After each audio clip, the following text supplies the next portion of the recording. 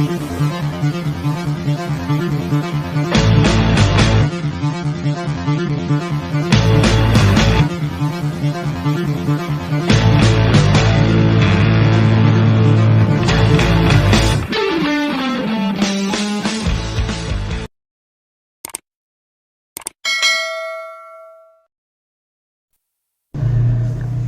दशक के लंबे समय में इंसान के जीवन में व्यापक परिवर्तन होते हैं, लेकिन यादें उसका पीछा नहीं छोड़ती।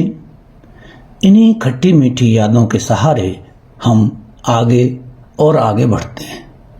दशक दर दशक गुजर जाते हैं, तब ख्याल आता है अपनों के मध्य उन नितांत निजी स्मृतियों को साझा करने का। इन स्मृतियों को निजी कैसे कह सकता हूं? इनमें आप हैं, समाज है और मूल्यवान वक्त है जिसकी गिरफ्त में हम सब हैं। इसी प्रकार इसी विचार को हृदयंगम कर मैंने इस पुस्तक को लिपिबद्ध करने का साहस किया है। पुस्तक में मैं नहीं बल्कि मेरे आसपास की दुनिया और वक्त है। नवंबर 2020 में महामारी कोविड ने संपूर्ण दुनिया को डराया, धमकाया और खूब छकाया, साथ ही जीने का सलीका भी सिखाया। 2 साल तक मौत दरवाजे पर दस्तक देती रही। न जाने कितने अपनों को स्मृतियां शेष रह गईं, लेकिन जो बच गए वे अपने अपने तरीके से जिंदगी के रास्तों का सृजन करते रहे। किसी तरह कोविड को धता बताते हम दोनों पति पत्नी मेलबोर्न में बसे पुत्र अमित और पुत्री स्मिता के परिवारों से मिलने को आतुर हो गए।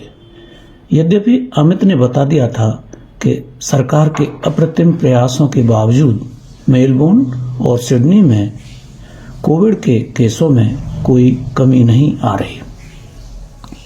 लॉकडाउन के आदेश सभी देशों ने वापस ले लिए और जुट गए अपनी अपनी अर्थव्यवस्था को दुरुस्त करने में।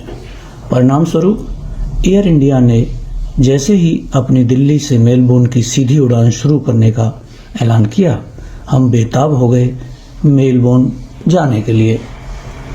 29 मार्च 2022 को सूरज की पहली किरण को हमने मेलबोर्न की धरती का स्पर्श करते जैसे ही देखा, हमारे शरीर में एक नई ऊर्जा का संचार हुआ था। अमित के घर पहुंचकर इस पुस्तक का लेखन प्रारंभ कर दिया। परदेश में कुछ दिनों रहने के बाद मन उचटने लगता है, अपने शहर और मित्रों की याद सताने लगती है।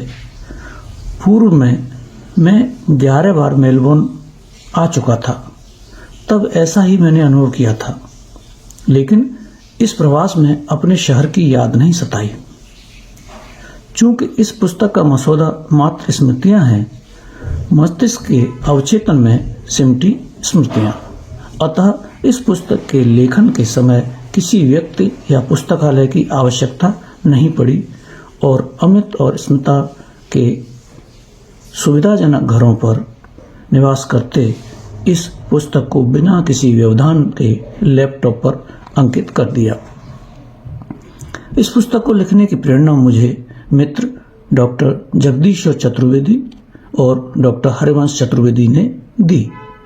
दोनों मित्र मेरे अतीत से भली भांति परिचित हैं और दोनों मुझे कुछ न कुछ लिखने और नई नई पुस्तकों के पढ़ने की प्रेरणा देते रहते हैं।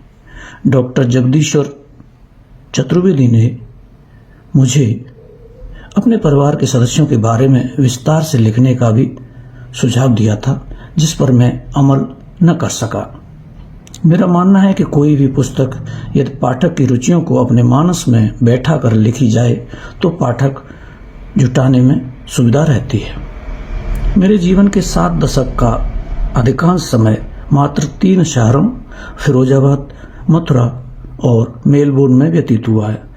ज्यादा उथल पुथल या संघर्ष देखने को नहीं मिला, लेकिन नए नए लोगों से संवाद करने के अवसर खूब मिले। पुस्तक में मैंने अतीत की इन मधुर स्मृतियों को उकेरने का प्रयास किया है। आशा है पाठकों के लिए इस पुस्तक की सामग्री रुचिकर होगी। अंत में मित्र सुनील आचार्य एवं डॉक्टर धर्मराज का आभारी हूं, जिन्होंने पुस्तक की पांडुलिपि पढ़ी और इसके प्रकाशन के लिए हरी झंडी दिखाई। डॉक्टर अशोक बंसल, मथुरा, भारत।